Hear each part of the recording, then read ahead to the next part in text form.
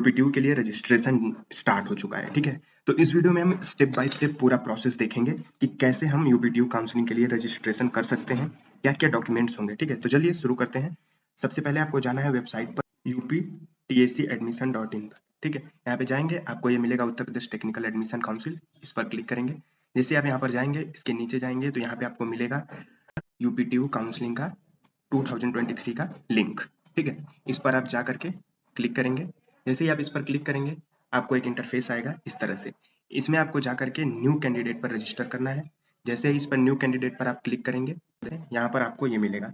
इसमें आपको अग्री करना है सारी टर्म्स एंड कंडीशन। जैसे ही आप अग्री करेंगे, ये ऑटोमेटिक इस वाले विंडो पर आपको ला करके ड्रॉप कर देगा। जैसे आप इस पर आएंगे, यहाँ पर आपको अपना जेई मेंस का जो एप्लीकेशन नंबर है, अपना नाम जो आपके 10, 12 और जेई के रिजल्ट पर है, mother's name, date of birth, gender select करने के बाद फिर यहाँ पर आपको इस सिक्योरिटी पिन यहाँ पे जो भी आपका रहेगा डाल करके सबमिट कर देना है। जैसे ही आप, मेरे पास ये डिटेल्स है नहीं तो यहाँ पे रिक्वायर्ड दिखा रहा है, जैसे इसको आप सबमिट करेंगे, आपके सामने एक इंटरफेस आएगा।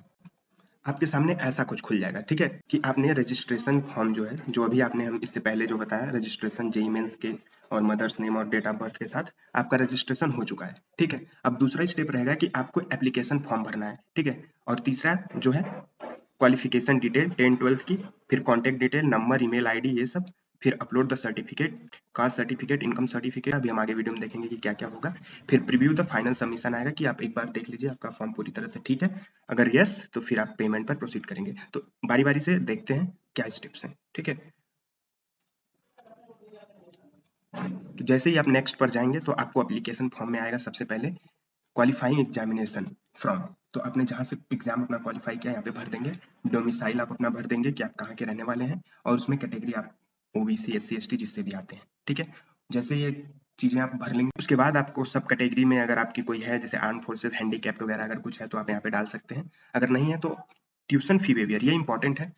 आपकी जो एफडब्ल्यू सीट मिलती है उसमें आपकी ट्यूशन फीस पूरी तरह से माफ हो जाती है। ठीक है, तो इसमें यहाँ पे ड्रॉप डाउन मेन्यू आएगा। जैसे आप यहाँ पर क्लिक करेंगे तो यहाँ पे पूछेगा आपको एस और नो, तो आपको एस करना है इसमें। ठीक है, और रूरल वेटेज के लिए आप डाल सकते हैं, अगर आपका स्कूल जो है बहुत ही रूरल एरिया में था, लेकिन उसके लिए आपको रूरल वेटेज सर्टिफिकेट होना चाहिए जो कि डीएम के यहाँ से, डिस्ट्रिक्ट मजिस्ट्रेट के यहाँ से बन। तो ये सब चीजें होने के बाद जब आप नेक्स्ट जाएंगे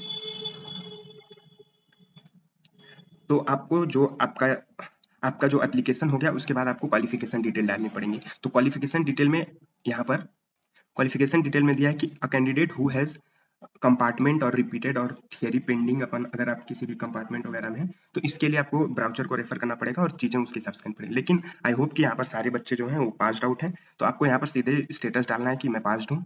यहाँ पर आपको पासिंग स्टेटस डालना है, और जैसे आप पासिंग स्टेटस यहाँ पे डालेंगे उसके बाद आपको पासिंग ईयर डालना है, किस ईयर में, अगर आप ड्रॉप ईयर में थे तो एक साल पीछे का जो भी आपका पासिंग ईयर था, और रिजल्ट मोड, परसेंटेज या सीजीपीए ये डाल देना है। ठीक है, या फिर आपके डिप्लोमा है 10th के बाद आपने अगर डिप्लोमा किया हुआ है तो वो चीजें आप डाल, पासिंग स्टेटस, पासिंग ईयर और अपना रिजल्ट मोड। ठीक है, इतना करने के बाद जब अब आगे आप यहाँ से जाएंगे, अगला स्टेप जो होगा आपका, ये होगा आपके मार्क्स का। ठीक है, तो आप यहाँ पर इजिली फिजिक्स में कितने मार्क्स थे, मैथमेटिक्स में क्या थे, केमिस्ट्री में क्या थे, और एनी अदर सब्जेक्ट और इंग्लिश, सारे पांचों सब्जेक्ट के आप अपने 100 में से जितने भी मार्क्स आए पूरी मार्क्स डिटेल आप यहाँ पर फिल कर देंगे। ये थोड़ा सा ब्लर हो गया है क्योंकि ये स्क्रीनशॉट है। जैसे ही ये डिटेल्स आप भर लेंगे, इसके बाद जब नेक्स्ट आप जाएंगे तो आपको आएगा कॉन्टेक्ट डिटेल। ठीक है, कॉन्टेक्ट डिटेल में आप अपना परमानेंट एड्रेस, लोकेलिटी, और फिर अपना पिन कोड, और अगर आपका करस्पॉन्डेंस यहाँ पे दिया हुआ है कि सेम एज करस्पॉन्डेंट एड्रेस। ठीक है, अगर आपका परमानेंट एड्रेस और आप जहाँ पे रहते हैं सेम, दोनों सेम है, तो आप यहाँ पर सीधे क्लिक कर दीजिए, ये ऑटोमेटिक पूरा ले लेगा सेम एड्रेस। लेकिन अगर आपका घर कहीं और है और रहते आप कहीं और हैं तो आप अपना परमानेंट एड्रेस और करस्पॉन्डेंस एड्रेस अलग अलग डाल सकते हैं। जैसे ये डिटेल आप अपना फिल कर लेंगे, उसके बाद आएगा आपके सामने ये डॉक्यूमेंट वाला से पेज। ठीक है, तो इस डॉक्यूमेंट वाले इंटरफेस में आपको ये चीजें ध्यान देनी पड़ेंगी। एक कि आपका साइज जो है वो 50 से 500 केबी के बीच में ही होना चाहिए, नहीं तो फाइल अपलोड नहीं होगी, और फाइल का फॉर्मेट जो है वो पीडीएफ फॉर्म में होना चाहिए। ठीक है, इसमें आप अपना कैटेगरी सर्टिफिकेट जो है डाल सकते हैं, उसके बाद डोमिसाइल, 10th का मार्कशीट, 12th का मार्कशीट, और फिर इनकम सर्टिफिकेट। ठीक है, ये 5 चीजें आपको इसको कंप्रेस करके इस साइज में अपलोड कर देनी है। उसके जस्ट बाद नेक्स्ट इंटरफेस आपको आएगा पेमेंट का। पेमेंट से पहले आपको देगा कि आप वेरीफाई कर लीजिए कि आपका जो भी डिटेल आपने डाला सब कुछ ठीक है एक बार, नहीं तो आप एडिट कर सकते हैं। जैसे ही वो सारी चीजें आप वहां पर फाइनल सबमिशन करेंगे, आपको पेमेंट आएगा, 1000 आप पेमेंट कर सकते हैं, और जैसे ही पेमेंट करेंगे आपका जो रजिस्ट्रेशन है वो कंप्लीट हो जाएगा। तो ये कंप्लीट प्रोसेस है। अगर आपको कहीं पे कोई क्वेरी है कमेंट बॉक्स में पूछ सकते हैं।